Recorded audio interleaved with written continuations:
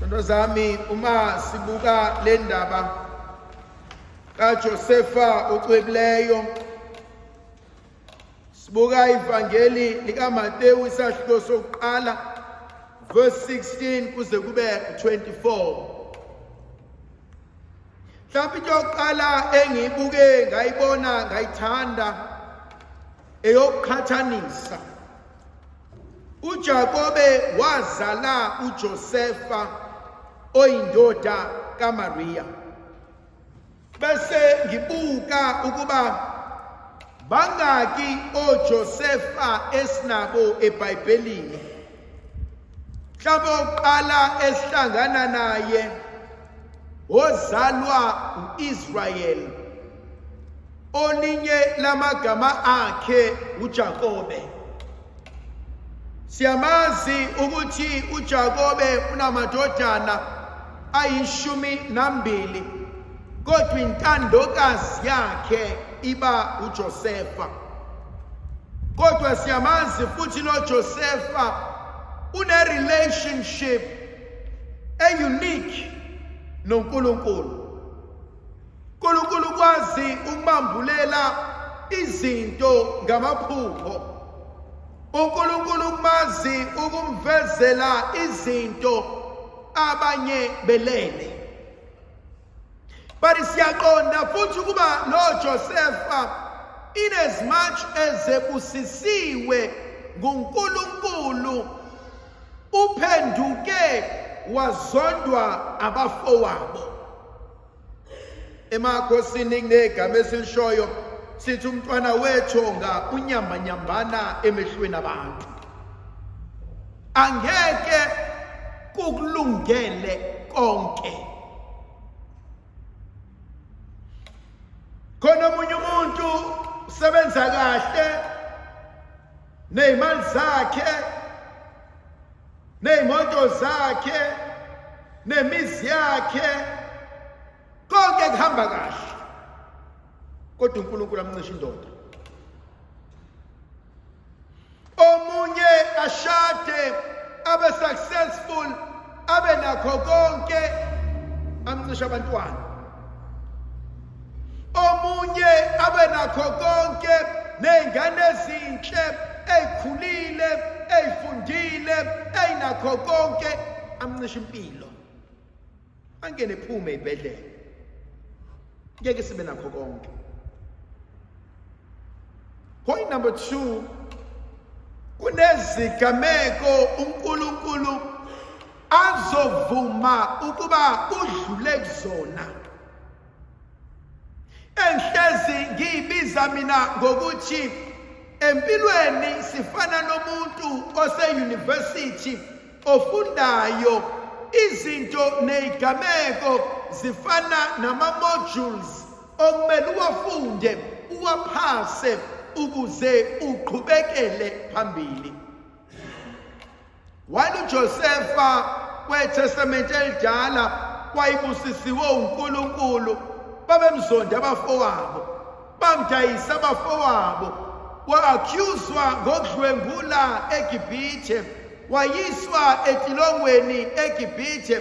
Kuyo yonke leyo nto uNkulunkulu wayemprepare, efuna ukumlungiselela ukuthi mase kunendlala ezweni, wena uyobusuhleli nenkosi uFaro, influencing not only his thinking but his kingdom, how to be governed.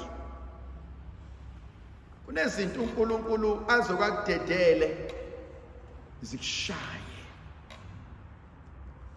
Okuhlanu 4 5 years ungasebenzi, apply uzukhathale, uvuka uzukhathale, lunga ngapha nangapha kubantu abaseduze kwakho, akupakise nje uNkulunkulu athi linda.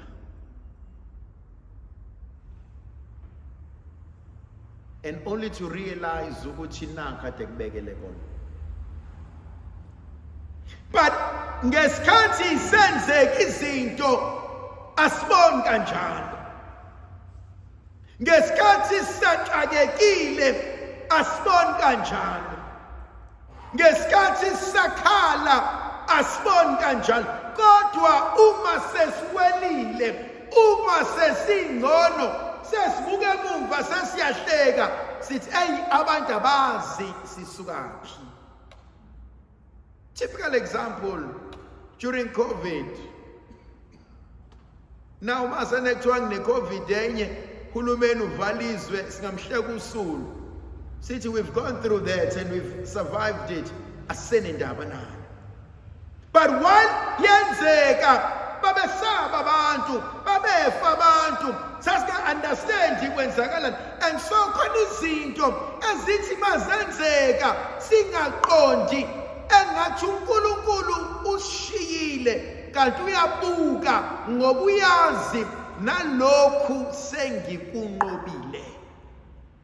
Yazi uNkulunkulu akahambe ebhulana nomlilo.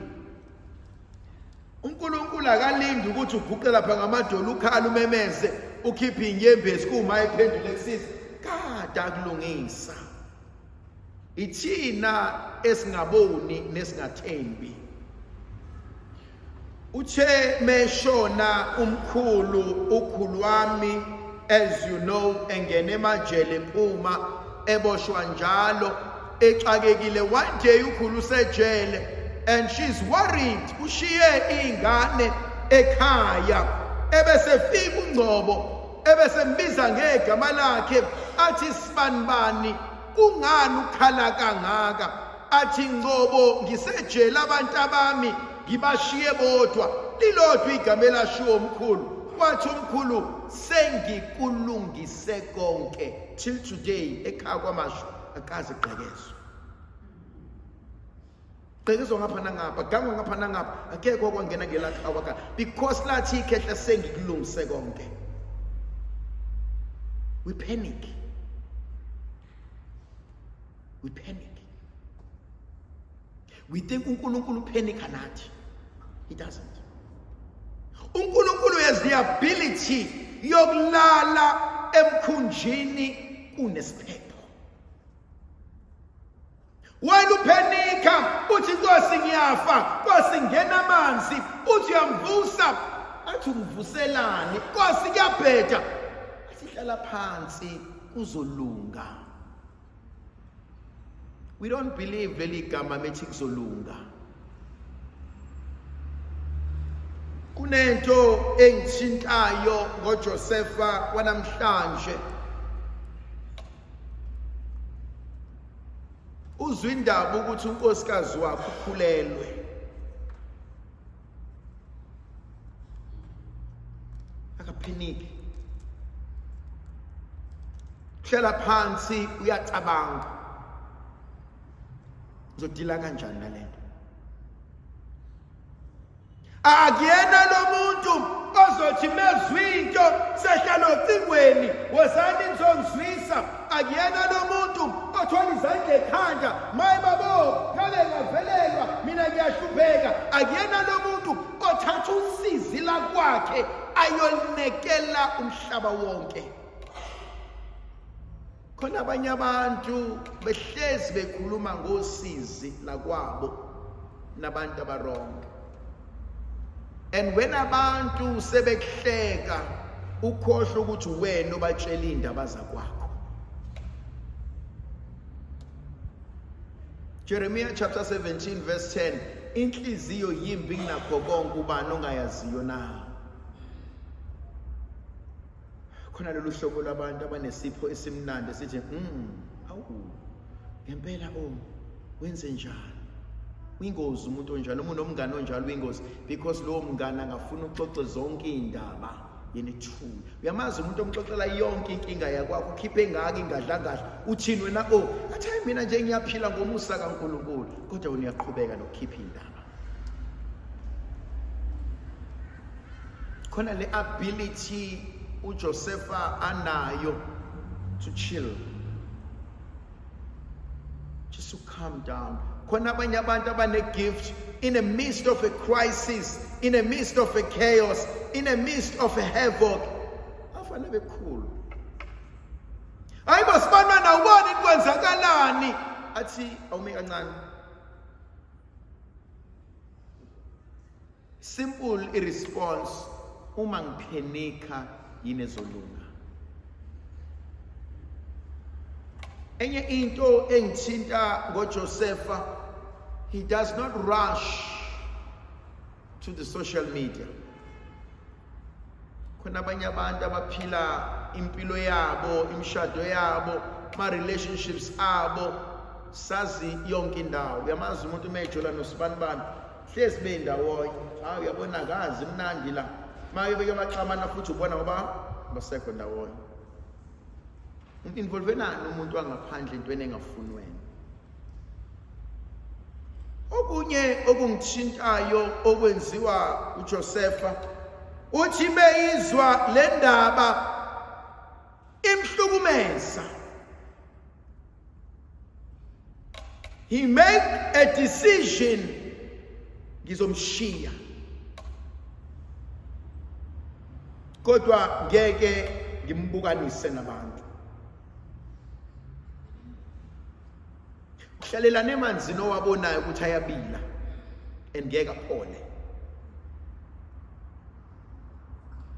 Red flags are there. The writing is on the wall. Awuyifuni vele lento. Uyayibona ukuthi vele iya eweni pho uhlaleleni. In psychology kunale principle ethi izinto continue to happen because we enable them to happen.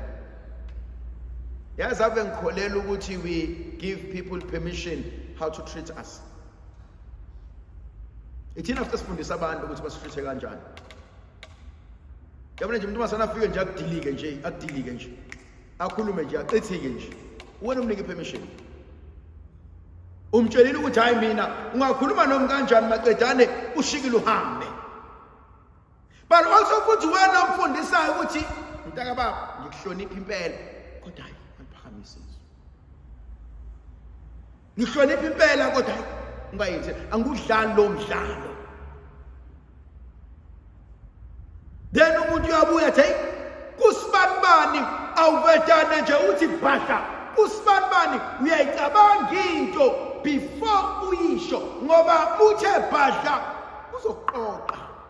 Yabazi labantu abahlakazekile kufanele kubasize baqoqa ukuthi ungahlakazeka ngale kodwa la asikhuluma kanjalo.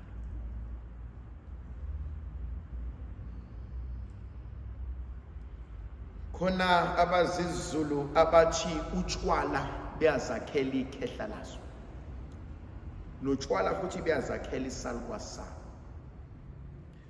Khona izinto ezenza kancane kancane they become part of us. Yamazi umuntu ohlezi ethuka utshwala, ohlezi ethuka inhlamba. Every second, third word that comes out of his or her mouth, inhlamba. Ugcina ungasena sithunzi kwa wena uqobo lwakho. Because every second word is F, every second word is this. And you realize ukuthi no, but baba, mama ayenziwa leyo nto. Not la. Khona omunye umuntu manike nahlala naye awupheli u5 minutes engahlebanga. But thina uzumfundisa ukuthi ngudlala lo mdlalo. Unmeqalde ukupho kuyi. Ngiyayibona emabeze lapha emakhehleni.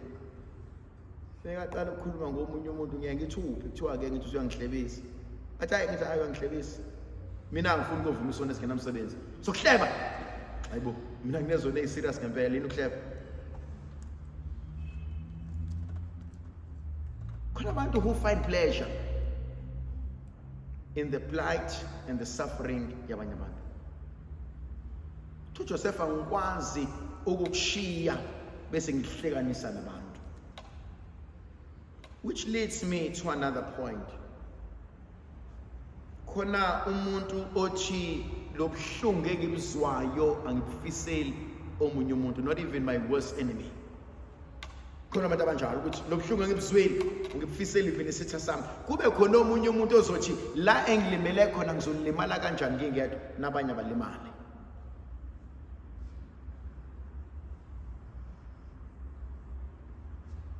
Khona abantu abafuna ukubona ulimele because bane-belief yokuthi abakwazi ukuzwa ubuhlungu bodwa.